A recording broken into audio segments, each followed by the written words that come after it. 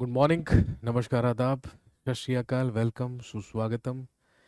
सभी लोगों का क्लास लाइव हो चुकी है। 11:22 अब हुए हैं और तारीख आपको पता है, आज 10 जून 2022 है। क्लास पूरी तरीके से लाइव है। जल्दी से सारे के सारे लोग मौजूद हो जाइए और याद दिलाइए लास्ट क्लास में हम कहाँ तक पहुंचे थे, हमने कहाँ तक पढ़ लिया था। उसी के आगे से कंटिन्यू करेंगे जी। लास्ट क्लास में कहाँ तक पहुंचे थे, एक बार बता दीजिए।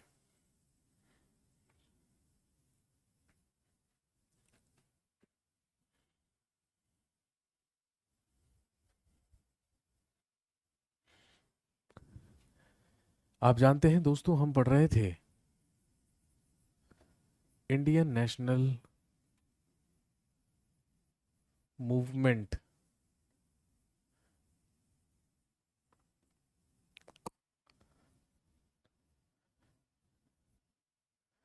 या भारतीय राष्ट्रीय आंदोलन।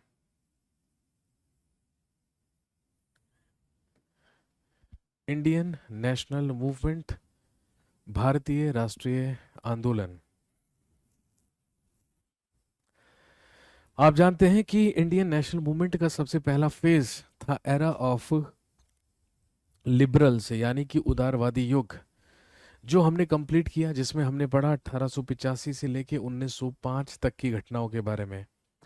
लेकिन जैसे ही 1905 में बंगाल के विभाजन की घोषणा हुई, आप जानते हैं, वहीं से शुरू होता है एरा ऑफ अल्ट्रा नेशनलिज्म, यानी कि उग्र राष्ट्रवाद का युग, जिसमें हम 1905 से लेके 1919 तक की घटनाओं के बारे में पढ़ते हैं। लास्ट हम पहुंचे थे 1917 तक, क्योंकि 1917 में हुई थी मॉन्टेग्यू प्रोक्लेमेशन, यानी कि मॉन्टेग्यू डेक्लेरेशन, मॉन्टेग्यू घोषणा, जिसमें भारत के राज्य सचिव लॉर्ड मॉन्टेग्यू के द्वारा कहीं ना कहीं भारतीयों को एक आस दी गई थी, भारतीयों को एक होप दी गई थी कि फर्स्ट वर्ल्ड वॉर के बाद भारतीयों को भारतीय राज्य व्यवस्था में कुछ अधिकार प्रदान कर दिए जाएंगे। लेकिन आप जानते हैं कि ऐसा नहीं हुआ, क्योंकि जैसे ही 1918 में फर्स्ट वर्ल्ड वॉर समाप्त हुआ या प्रथम विश्व युद्ध समाप्त हुआ, तो आप जानते हैं 1919 में 1919 में ब्रिटिश सरकार के द्वारा भारत में एक कानून बनाकर भेजा गया, और इस कानून को क्या कहा जाता है, लिखेंगे 1919 में भारत भेजा गया रोलेट एक्ट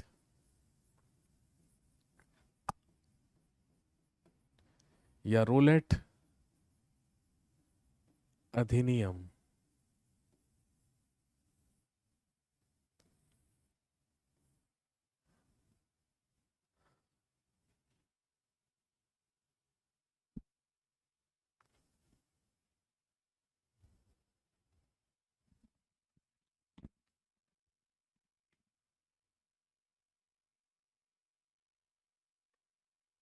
एक मिनट रुकेंगे, अभी कंटिन्यू करते हैं।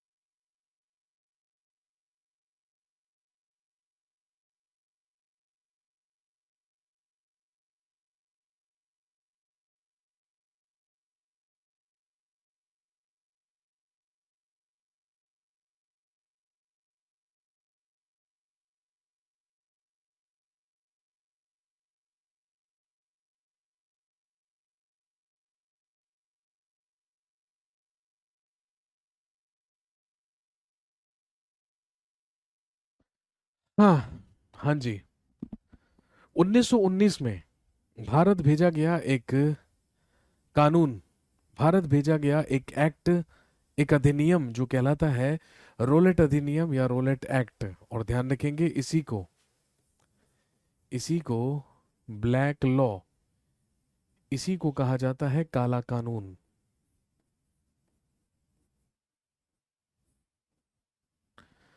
सबसे पहले जानते हैं कि बेसिकली रोलेट एक्ट था क्या और इसे क्यों भेजा गया था।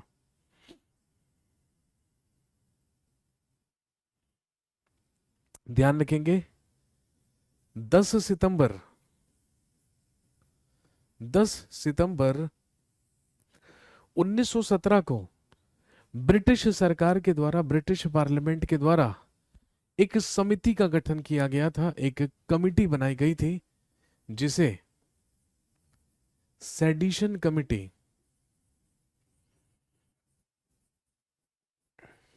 या जिसे सेडिशन समिति कहा जाता है।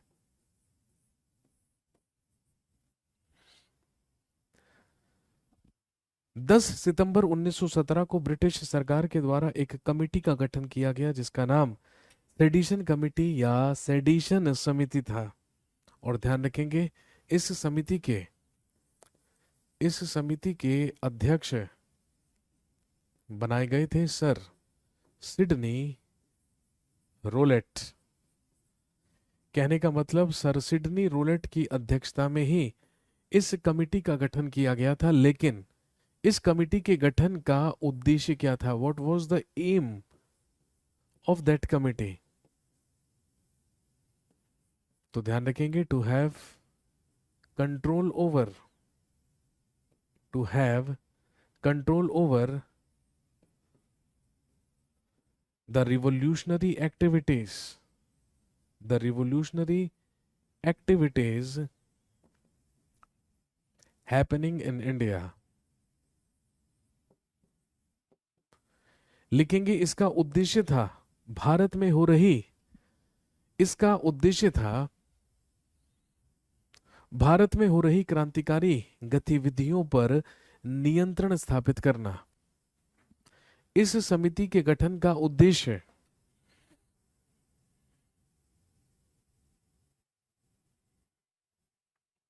इस समिति का उद्देश्य भारत में बढ़ रही क्रांतिकारी गतिविधियों पर नियंत्रण स्थापित करना था।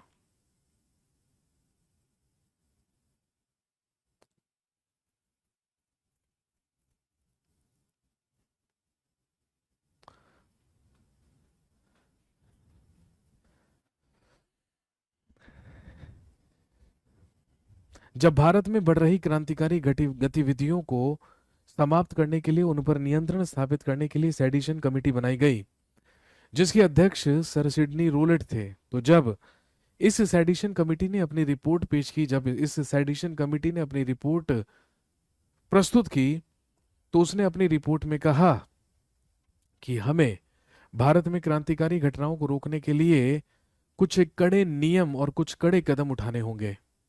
इसीलिए सेडिसन कमेटी की रिकमेंडेशन को मान लिया गया। और ध्यान रखेंगे 1919 में भारत भेजा गया पारित करके रोलेट एक्ट, एक ऐसा कानून जिसके तहत ब्रिटिश सरकार बिना मुकदमा चलाए किसी भी व्यक्ति को गिरफ्तार करके जेल में बंद रख सकती थी और उस पर कार्यवाही भी कर सकती थी, उसे पनिश भी कर सकते थे। और जब ऐसा हुआ तो हमने कहा कि ये तो काला कानून है कि किसी भी व्यक्ति को केवल संदेह के बिना पर गिरफ्तार कर लीजिए, उस पर अत्याचार कीजिए, उसे प्रताड़ित कीजिए और बिना मुकदमा चलाए ही उसे जेल में बंद कर दीजिए। ये कैसा कानून हुआ? ध्यान रखेंगे इसे रोलेट एक्ट को ही आतंकवाद विरोधी कानून भी कहा जाता है। भारतीयों ने इसका पुरजोर विरोध किया, इसे काला कानून कहा। और इसके अलावा ध्यान रखेंगे कांग्रेस के द्वारा इसका पुरजोर विरोध करके इसे बिना अपील, बिना वकील और बिना दलील का कानून भी कहा गया।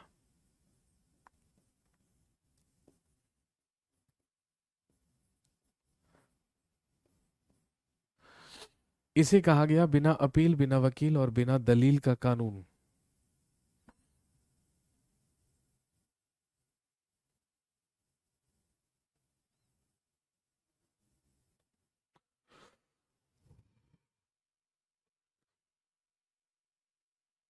ये भेजा गया था 1919 में।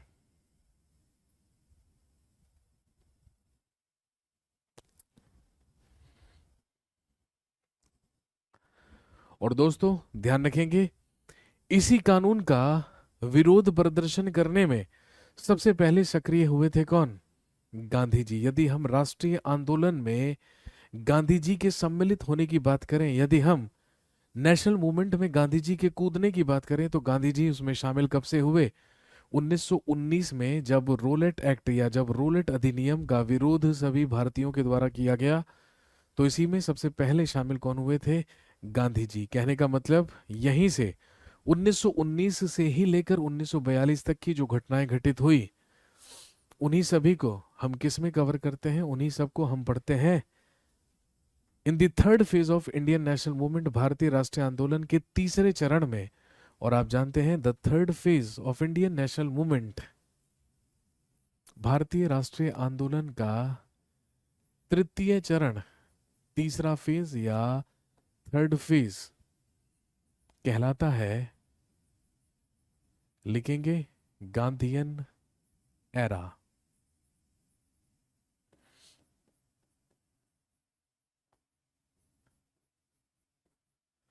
गांधीवादी युग, गांधीयन एरा या गांधीवादी युग। और गांधीवादी युग के बारे में हम बात करेंगे 1919 से लेके 1942 तक। 1919 से लेके 1942 तक राष्ट्रीय आंदोलन की जितनी भी घटनाएं घटित हुई, वो सब किस में आती हैं? Gandhian era. वो सब आती हैं गांधीवादी युग में।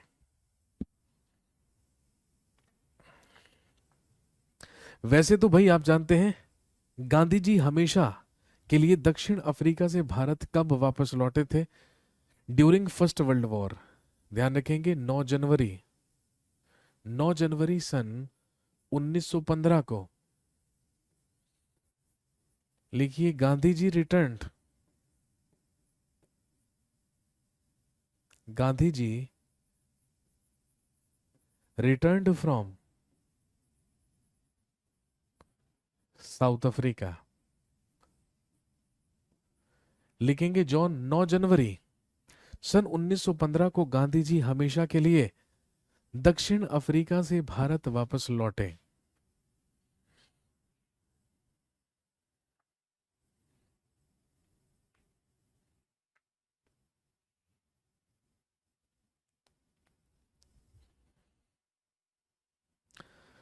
भारत वापस लौटने के बाद आप जानते हैं गांधी जी के द्वारा अहमदाबाद में सत्याग्रह आश्रम की स्थापना की गई, जो आगे चलकर साबरमती आश्रम के नाम से प्रसिद्ध हुआ।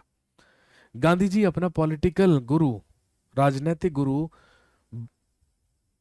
आप सब जानते हैं गोपाल कृष्ण गोखले को समझा करते थे, और गोखले के ही कहने पर 1 साल तक लगभग गांधी जी ने पूरे के पूरे भारत की यात्रा की और समझा कि एग्जैक्टली जो भारतीय हैं, जो भारत है, वो अंग्रेजों के किन यातनाओं और किन शोषण से ग्रस्त है, और किन किन शोषण को हम लोग सहन कर रहे हैं। इसके बाद जब 1916 में लखनऊ अधिवेशन हुआ, लखनऊ सेशन ऑफ कांग्रेस हुआ, याद कीजिए कल ही हमने लिखा था 1916 में लखनऊ सेशन हुआ था, जिसमें कांग्रेस और मुस्लिम लीग दोनों के अधिवेशन एक साथ हुए थे। कांग्रेस की अध्यक्षता अंबिका चरण मजूमदार कर रहे थे, और मुस्लिम लीग की जो अध्यक्षता थी वो मोहम्मद अली जिन्ना कर रहे थे।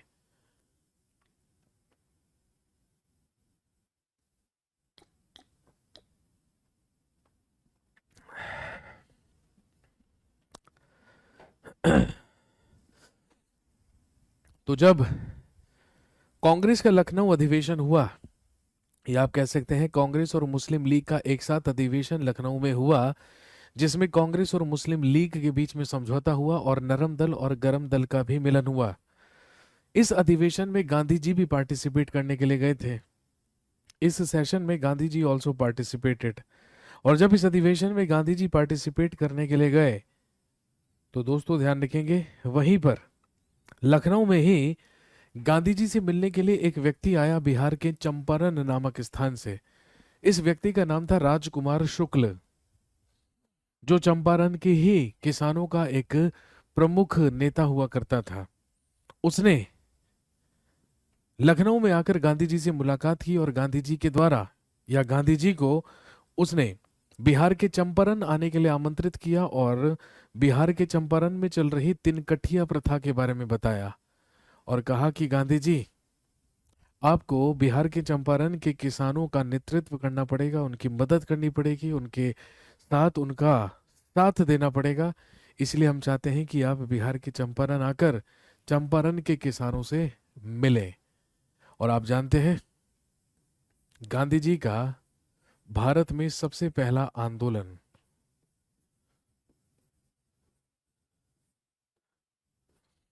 गांधी जी का भारत में सबसे पहला आंदोलन या प्रथम आंदोलन 1917 में हुआ, जिसे हम जानते हैं चंपारण सत्याग्रह के नाम से।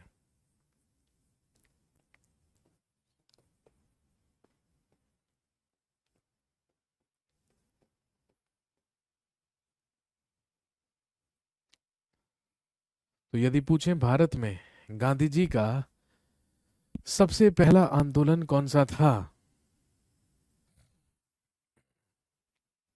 तो ध्यान रखेंगे भारत में गांधी जी का सबसे पहला आंदोलन माना जाता है चंपारण सत्याग्रह, जो बिहार के चंपारण नामक स्थान पर हुआ था, जो एक क्या था, किसान विद्रोह या एक किसान आंदोलन।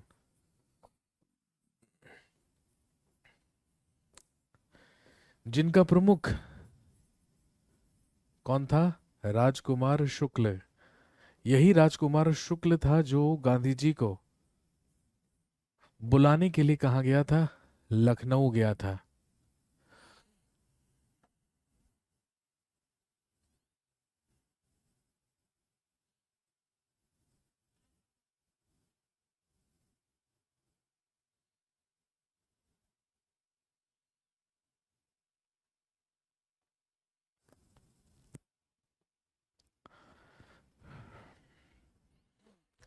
ध्यान रखेंगे, बिहार में अंग्रेजों के द्वारा एक प्रथा चलाई जाती थी या एक सिस्टम चला करता था जो कहलाता था तिनकठिया सिस्टम, जिसे तिनकठिया प्रथा कहा जाता था। ध्यान रखेंगे, अंग्रेजों के द्वारा बिहार के किसानों के साथ एक ऐसा अनुबंध किया गया था, एक ऐसा करार किया गया था कि बिहार के प्रत्येक किसान को, प्रत्येक कृषक को, ध्यान रखेंगे, अपने कुल क्षेत्र, अपनी कुल भूमि के 3/20वें भाग पर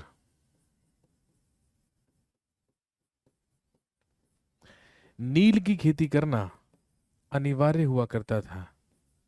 कि जिस भी व्यक्ति के पास जितनी भी जमीन है या जिस भी किसान के पास जितनी भी खेती है, जितने भी खेत है, उस खेत के 3/20वें भाग में उसे नील की खेती करनी होगी।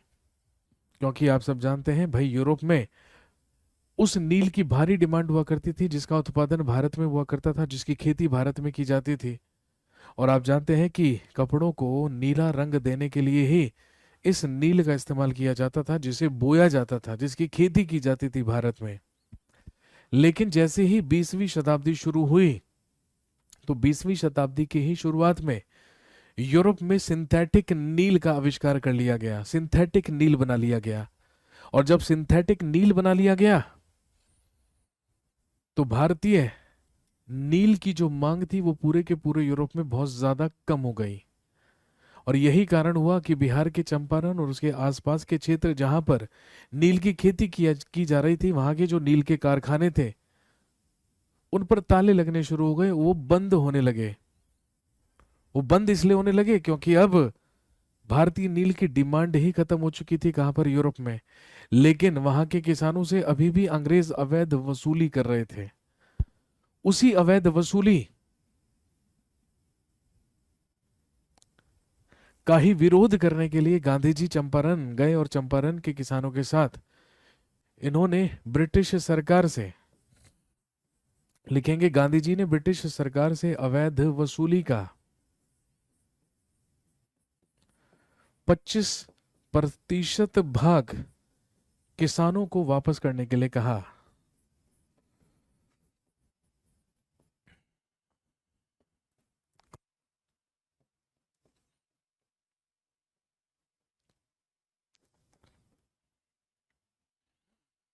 गांधी जी ने किसानों का समर्थन किया और कहा कि जितनी भी आपने वसूली की है उसका 25% भाग आप यहाँ के किसानों को क्या करेंगे, वापस करेंगे।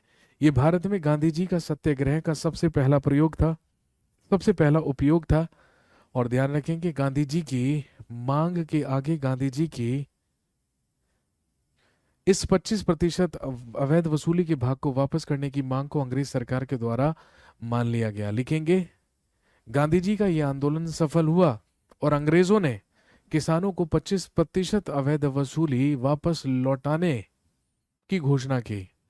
अंग्रेजों ने कहा कि हम जितनी भी वसूली हमने किसानों से की है उसका 25% भाग हम वापस लौटा देंगे। और ध्यान रखेंगे इसी चंपारण सत्याग्रह के ही दौरान हम सब जानते हैं रविंद्रनाथ टैगोर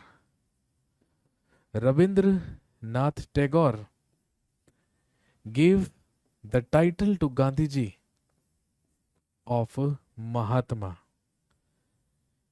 इसी के दौरान रविंद्रनाथ टैगोर ने गांधी जी को महात्मा की उपाधि दी और ये फिर क्या कहलाए, महात्मा।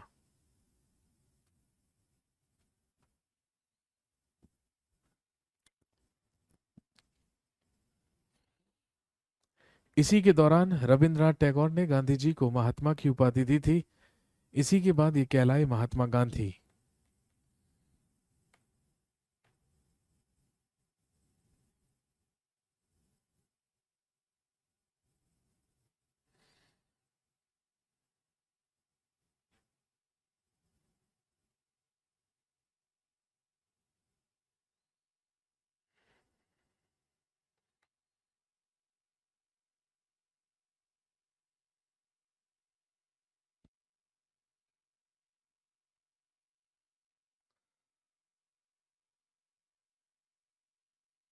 नेक्स्ट,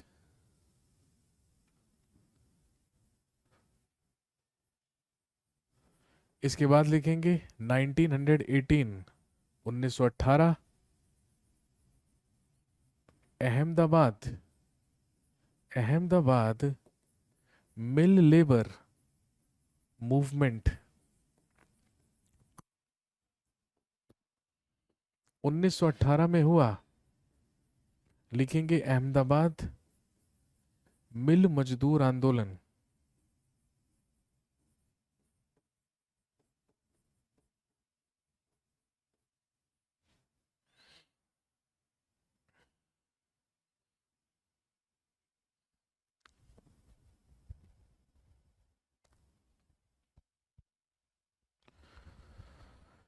उन्नीस सौ अठारह में हुआ अहमदाबाद मिल मजदूर आंदोलन।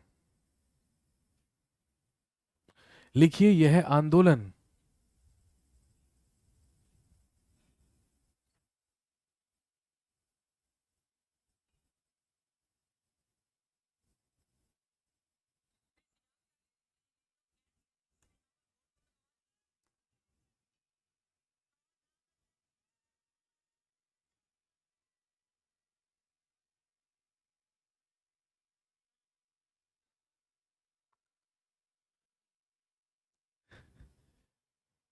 Ahmedabad mill labour movement, Ahmedabad mill मजदूर आंदोलन। लिखेंगे that was related to the demand of 35% plague bonus. Ahmedabad mill मजदूरों के द्वारा प्रतिशत प्लेग बोनस की मांग को लेकर यह आंदोलन किया गया था।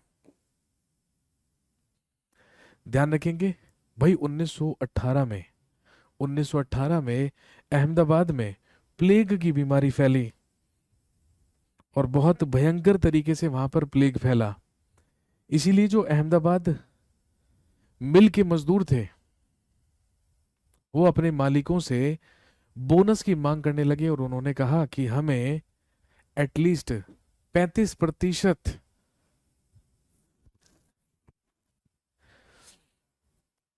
हमें प्लेग बोनस दिया जाए, यानी कि जो हमारा वेतन है उससे 35% अधिक हमें मेहनताना दिया जाए प्लेग बोनस के रूप में।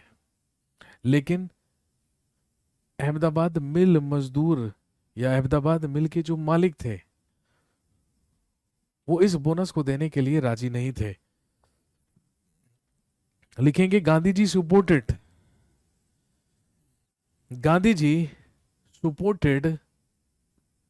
The labours of Ahmedabad mill. Gandhi ji के द्वारा अहमदाबाद मिल के मजदूरों का समर्थन किया गया। और ध्यान रखेंगे इसी आंदोलन के दौरान गांधी जी ने प्रथम बार लिखेंगे भूख हड़ताल भी की। इसी आंदोलन के दौरान गांधी जी ने पहली बार भूख हड़ताल भी की।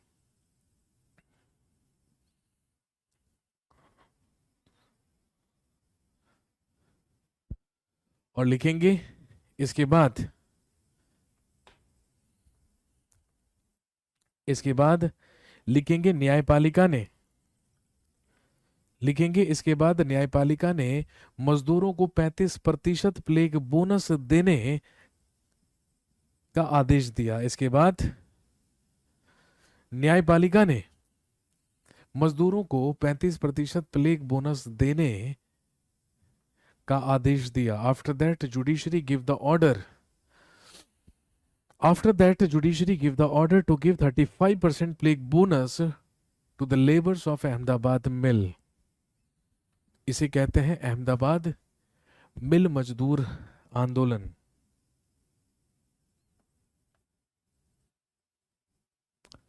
और इसके अलावा 1918 में ही हुआ लिखेंगे खेड़ा सत्याग्रह।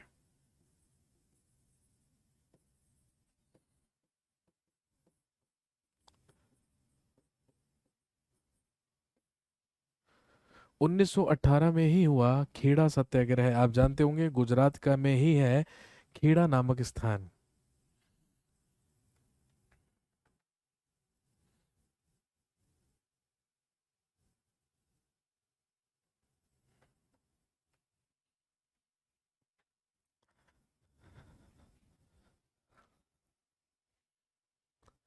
उन्नीस सौ 18 में किया गया खेड़ा सत्याग्रह।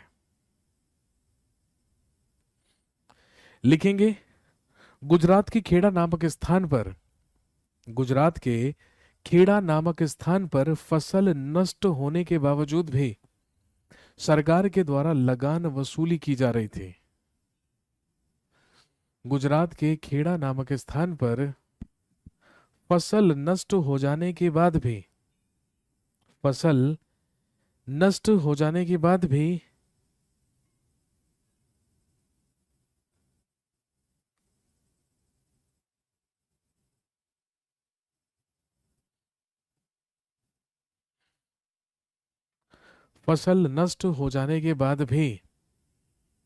सरकार के द्वारा लगान वसूली की जा रही थी।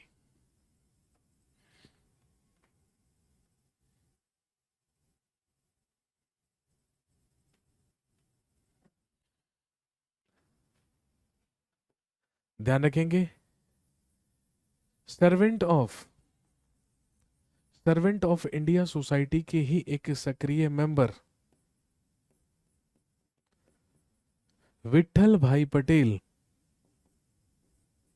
भी इस आंदोलन का नेतृत्व कर रहे थे। जब गांधी जी गुजरात के खेड़ा नामक स्थान पर पहुंचे तो गांधी जी ने विट्ठल भाई पटेल के साथ मिलकर वहां के किसानों को लगान ना देने के लिए कहा और कहा कि आपको लगान देने की कोई आवश्यकता नहीं है, क्योंकि भाई नेचुरल क्लैमिटी की वजह से सारी की सारी फसलें क्या हुई थी, नष्ट हुई थी। लिखेंगे that movement is known as the actual satyagraha of Gandhi ji. लिखेंगे इसे भारत में गांधी जी का प्रथम वास्तविक सत्याग्रह कहा जाता है। इसे भारत में गांधी जी का प्रथम वास्तविक सत्याग्रह कहा जाता है।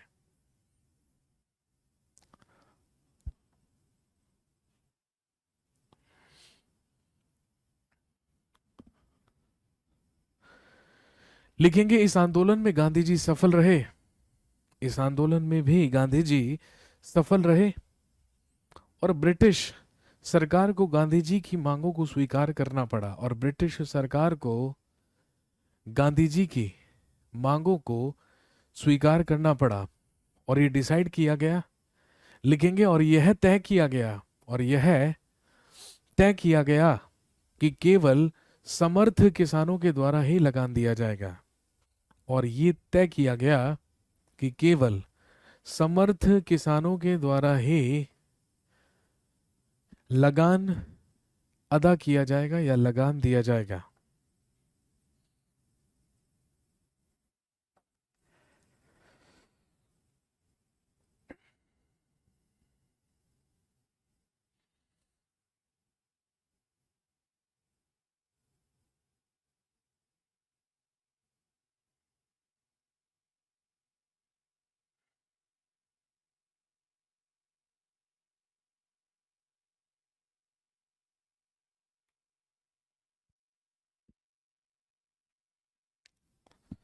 और इसके बाद यदि हम राष्ट्रीय आंदोलन में गांधी जी की भूमिका के बारे में बात करें, तो सबसे पहले राष्ट्रीय आंदोलन में गांधी जी सक्रिय हुए किसमें, 1919 में आए रोलेट एक्ट या रोलेट अधिनियम में। ध्यान रखेंगे 1919 में भारत भेजा गया रोलेट एक्ट, जो कि 8 मार्च 1919 को आया। हम सब जानते हैं सभी भारतीयों ने मिलकर इसका पुरजोर विरोध किया, और विरोध प्रदर्शनकारियों में गांधी जी भी शामिल हुए। और गांधी जी के ही कहने पर 30 मार्च 1919 को पूरे के पूरे देश में सत्याग्रह दिवस मनाया गया। और गांधी जी के ही आह्वान पर और गांधी जी के ही कहने पर 6 अप्रैल, गांधी जी के ही कहने पर, गांधी जी के ही आह्वान पर 6 अप्रैल 1919 को पूरे के पूरे देश में हड़ताल करने का आह्वान किया गया। और बिल्कुल यही हुआ। जब रोलेट एक्ट भारत भेजा गया, तो ध्यान रखेंगे इसी के विरोध में, इन इट्स प्रोटेस्ट, या इसी के विरोध में 6 अप्रैल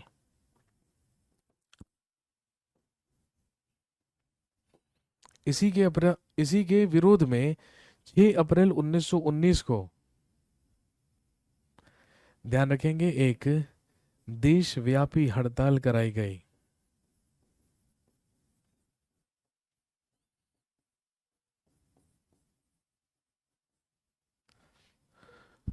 भारतीयों के द्वारा पुरजोर विरोध किया गया रोलेट एक्ट का, और पूरे के पूरे देश में देशव्यापी हड़ताल करवाई गई।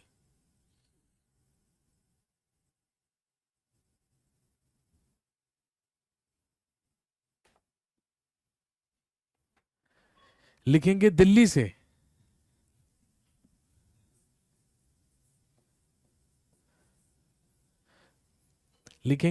से इस आंदोलन का नेतृत्व स्वामी श्रद्धानंद कर रहे थे।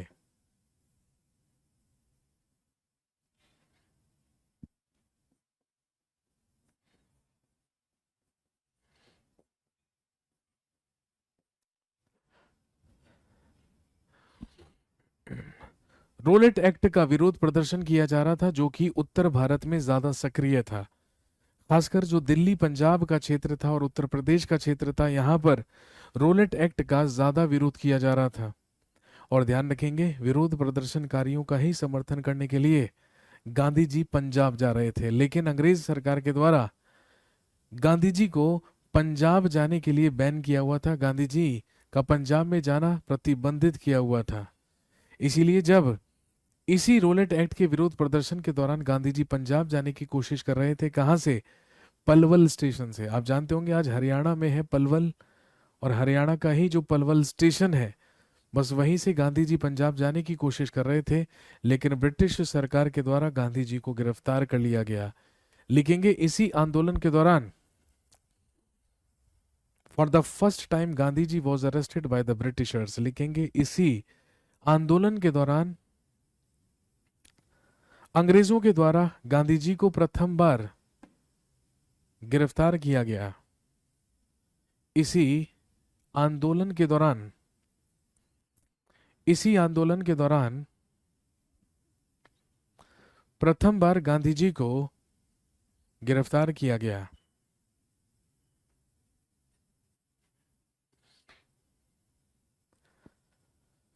तो आप कह सकते हैं ये भारत में गांधी जी की सबसे पहली गिरफ्तारी थी, जो रोलेट एक्ट के विरोध प्रदर्शन के दौरान की गई थी।